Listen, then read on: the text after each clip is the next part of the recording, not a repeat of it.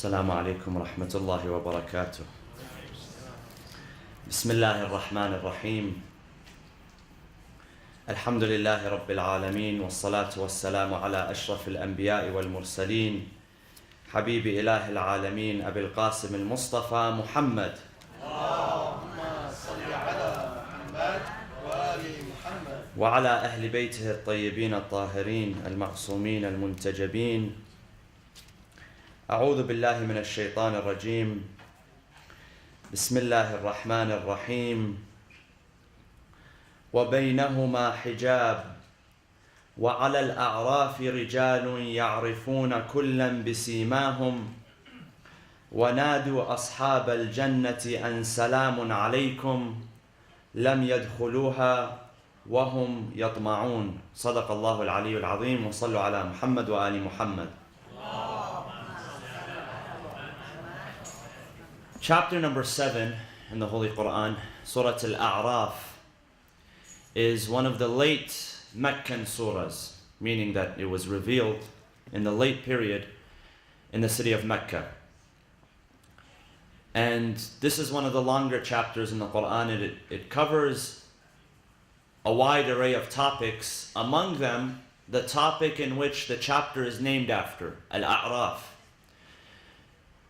The chapters in the Quran each go by a certain name, and usually the name is based on a single theme which could be mentioned once or could be mentioned throughout the chapter. So Surah Al-Baqarah, for instance, the longest chapter in the Quran, almost 300 verses, is named so because Al-Baqarah, the cow, is mentioned once, even though the chapter deals with a wide array of topics. Likewise with Surah Al-A'raf. And it is named so because of the mentioning of Al-A'raf. So what is Al-A'raf? Al-A'raf, according to commentators, refers to an elevated place. Because an elevated place is mentioned as the setting of a scene which takes place on the Day of Judgment. And on the Day of Judgment, we have a number of settings. There's a place designated for those who will be cast into the hellfire, which are very, very few. In the Islamic view, very, very few.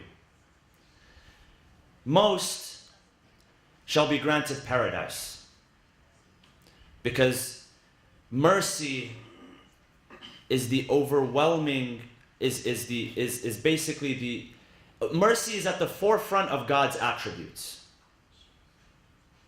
As much as punishment is mentioned, but mercy is at the forefront of God's attributes. Mercy and forgiveness. So there's this place referred to as Al-A'raf, the heights, an elevated place.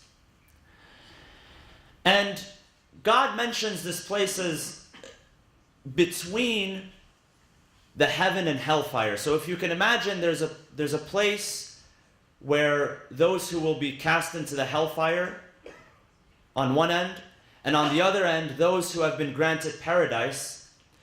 And this verse, verse number 46, says that between these two areas, وَبَيْنَهُمَا hijab. The word hijab means there's a veil, there's a barrier between them. That's the literal meaning of the word hijab, is barrier. Even though it can mean different things in different contexts. But here it means there's a barrier. And where that barrier is, there are a'raf, there's an elevated place. And with that place, God says,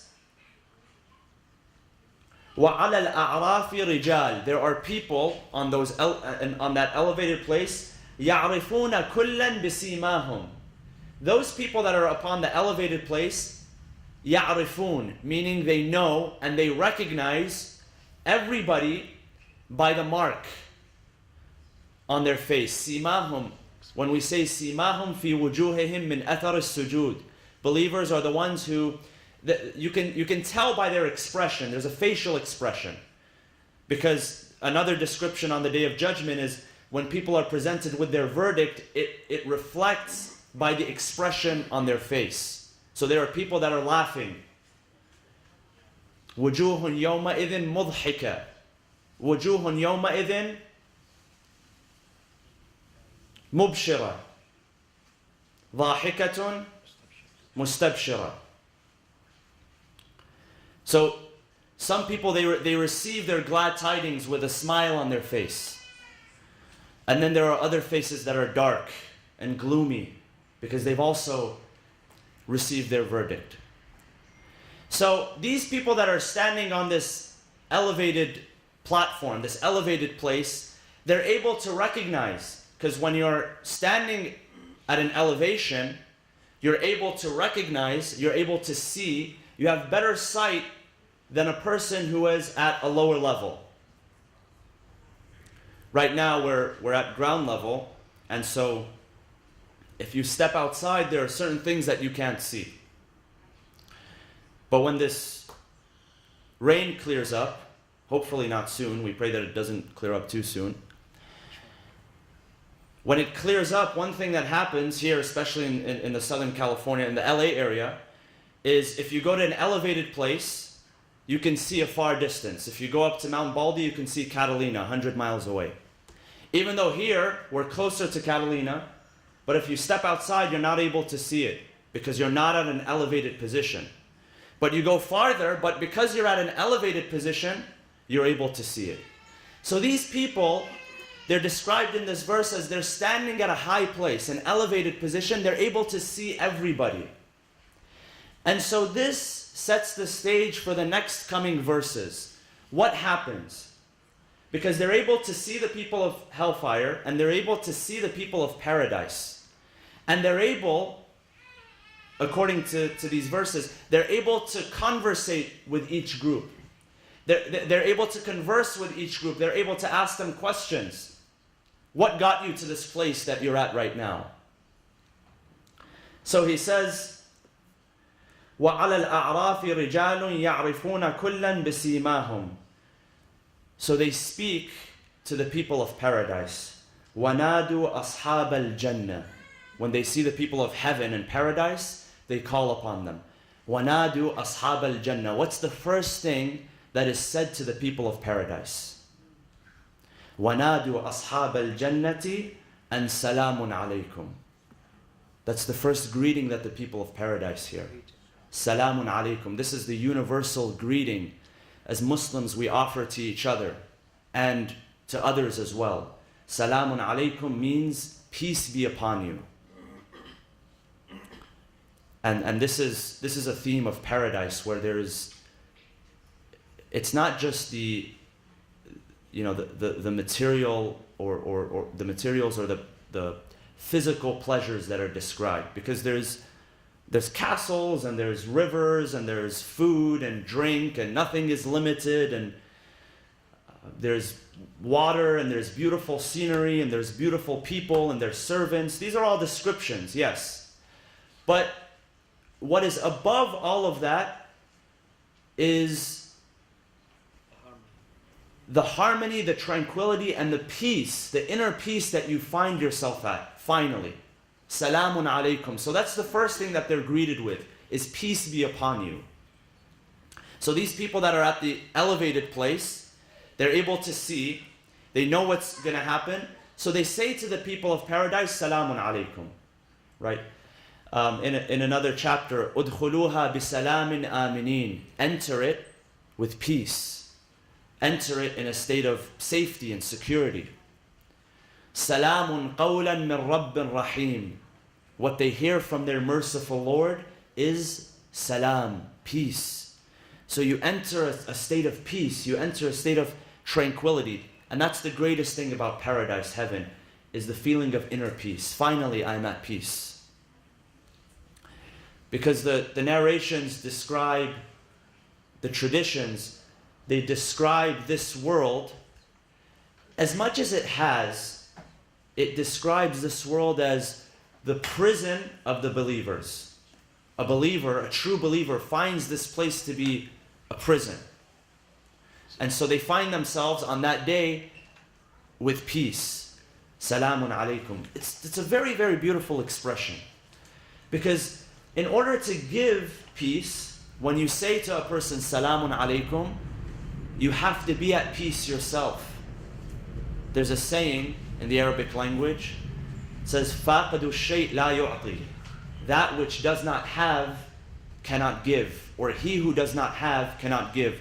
So if you don't have time, you cannot give time. If you don't have energy, you can't invest into somebody else, invest your energy into somebody else. If you don't have money, you cannot give money. So that which does not have cannot give. So if you're not at peace yourself, you can never offer peace to other people. That's why it's such a powerful expression when we say Salamun alaykum. Because you have to be at peace to offer another person peace, to say that peace be upon you.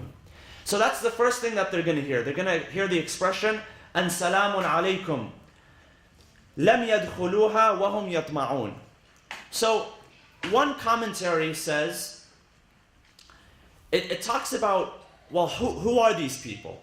If they're not the people of paradise, and they're not the people of hell, who are they? Who are these people that are on an elevated place? There's a number of opinions regarding this.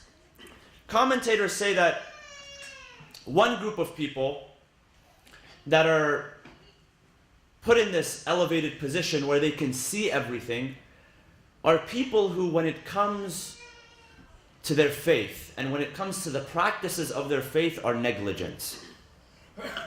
They're negligent. They know it's important. They know they have to do it. Like many of the things that we know are important in our lives, but we put it off. If you can write a list today of tasks that you were supposed to complete last week or last month or in the past 6 months, many of us, because of the busy lives that we live and what have you, there's a number of tasks that you know is important.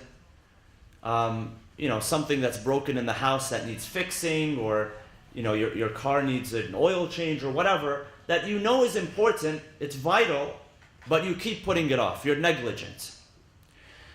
So one opinion says that these people are the ones that are negligent when it comes to their faith. They don't really place they know it's important, but they don't really follow through.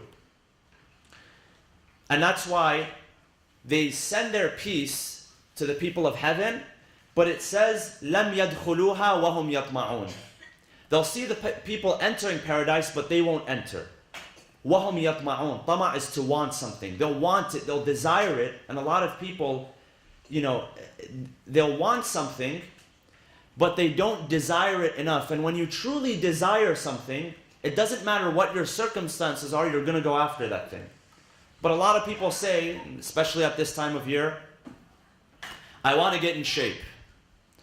I want to quit whatever, this bad habit. It's not truly a desire that they have, which comes from inside, so there's not that much of an importance. It's just a want. It's not a need. So a lot of people, when it comes to their faith, I want to practice, I want to do more, I want to give more charity, I want to do this, I want to do that, but it's not a desire, so they're sort of negligent. So God says that these people have to, now we'll talk about what ends up happening, where, what the destination becomes for them. But in the meantime, they have to watch everybody else go in, and they have to wait. But they send their peace and their blessings upon those people. So one opinion says that these are the negligent and slacking people. Another opinion says that these are the people whom their good deeds and their bad deeds are equal. They managed to, they managed to do just the proper amount of good and the proper amount of evil, to where it's exactly equal. It's a 50-50. And so they're in limbo. The angels don't know what to do with this person. It's 50-50. If it was 49-51, we could manage something, but it's 50-50. So that's one opinion. It says the 50-50 people, they're watching, and they're in between. Again, this elevated place it's near a barrier which is in between the heaven and the hell. So they're right there where they belong, in between. A third interpretation gives a more historical context. It says that the people who in the early days of Islam, when during the defensive battles, during the defensive wars, when they would go out and battle without their parents' permission, because it was an obligation to defend the nation at that time, to defend their faith, but their parents, because of an emotional attachment that they had to them, they didn't want to see them lose their life. They told them not to go, but they did anyways. So they did good, but they did bad, because they did good because they fulfilled a requirement, which is defense of the faith, but they also did bad because they disobeyed their parents. And the Quran places a huge emphasis on obedience to the parents. The only time you do not obey your parents is if they ask you to disbelief in God. But in every other circumstance, it is a moral right that you owe to your parents that you must obey them. And then a fourth opinion, and this is offered by Shaykh al-Tusi, he says the following. He says that these are the people that they await the intercession. They have done good, but they're awaiting intercession from the Prophet and the Ahlul Bayt alayhimus salam. So that when they enter with them. They go in a group. So once they're standing there, the verses then continue. It says the following. It says, وَإِذَا صُرِفَتْ أَبْصَارُهُمْ تِلْقَاءَ أَصْحَابِ النَّارِ. So they look to the people of paradise and they send their blessings upon them. And then they look to the other side. They look to the people of hellfire. And if they glance upon them, they say, قَالُوا رَبَّنَا لَا تَجْعَلْنَا مَعَ الْقَوْمِ الظَّالِمِينَ. Oh Allah, oh God, please do not place us among those people who are cursed, who are damned. So they're standing there and they're actually offering a prayer to God not to cast them in the place that those people, the oppressors, and the word is not sinners, it's not those who disobey, but it is the oppressors. Do not cast us among those, do not cast us among the oppressors. And then the conversation continues. So it talks about a group of people who inhabit the A'raf, the heights. وَنَادَى أَصْحَابُ الْأَعْرَافِ رِجَالًا يَعْرِفُونَهُمْ بِسِيمَاهُمْ قَالُوا مَا أَغْنَى عَنْكُمْ جَمْعُكُمْ وَمَا كُنْتُمْ تَسْتَكْبِرُونَ. So these people on the A'raf, they're continuing upon the heights. They're at this elevated position. They're continuing to speak to the people who the verse is later described as forgetting God in this life, and because they forgot about God in this life, they were forgotten on that day. When you forget about God, you become forgotten on that day. And they have a conversation with them. They tell them, you spent your entire life creating wealth, gathering money, gathering materials. You spent your life heedless. You spent your life not in the remembrance of God. So they asked them, the people on the heights, they asked the people who are cast to the hellfire, was it worth it? Was it worth it, all of this? Has anything that you accumulated in this life, was it buried with you in the grave? And did you benefit from it? Was it placed on your scale when your scale of deeds was there? Were any of the material belongings that you had placed on that scale? So it's a continuation of a conversation they had. And then 2 verses later, it says the following. It says, وَنَادَى أَصْحَابُ النَّارِ أَصْحَابَ الْجَنَّةِ. So the people of the hellfire, they begin to speak to the people of paradise. They say to them the following. وَنَادَى أَصْحَابُ النَّارِ أَصْحَابَ الْجَنَّةِ أَنْ أَفِيضُوا عَلَيْنَا مِنَ الْمَاءِ وَمِمَّا رَزَقَكُمُ اللَّهُ. A field comes from fayd, which means what? It means that which is extra, and fayd, right, we refer to flood as fayadan, that which overflows. An overflow. Fayd is an overflow. They say, because they see the people of paradise, they see the people of heaven in such a good state, they say, give us or grant us some of the water and some of the food that God has blessed you with, now that you're in this paradise. And what is understood by this is that the people of hellfire, one of the types of torment that they feel is extreme thirst. Extreme thirst. And many of the chapters of the Quran, they talk about how they feel thirsty, but the type of water that they will have to drink. That it's a boiling water. It's a boiling, steaming water. And that when they drink it, it does nothing to quench their thirst. It only makes them thirstier. And they begin to feel more intense thirst. So these people call out to the people of heaven who have fresh, pure water, which runs from springs, which is never ending, and they say, share with us some of that which God has given you. And so the reply is the following.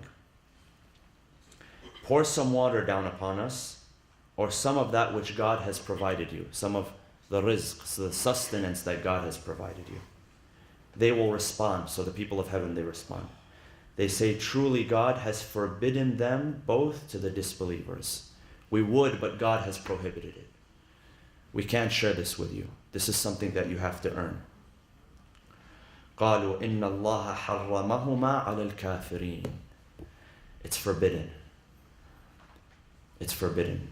You're unable to drink this. This drink, this food, this water, it's reserved for a certain group of people.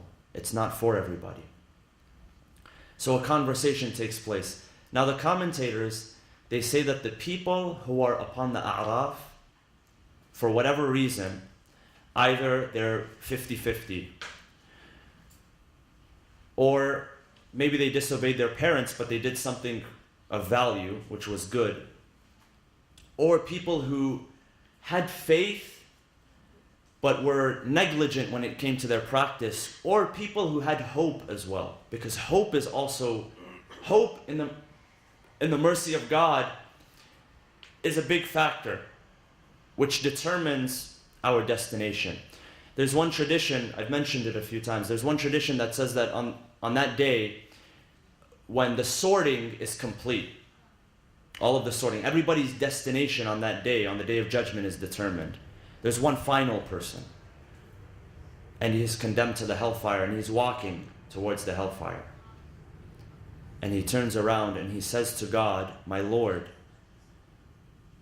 he says something of the nature of Ma hakadha dhannu bik, that my Lord, I had optimism, I had hope.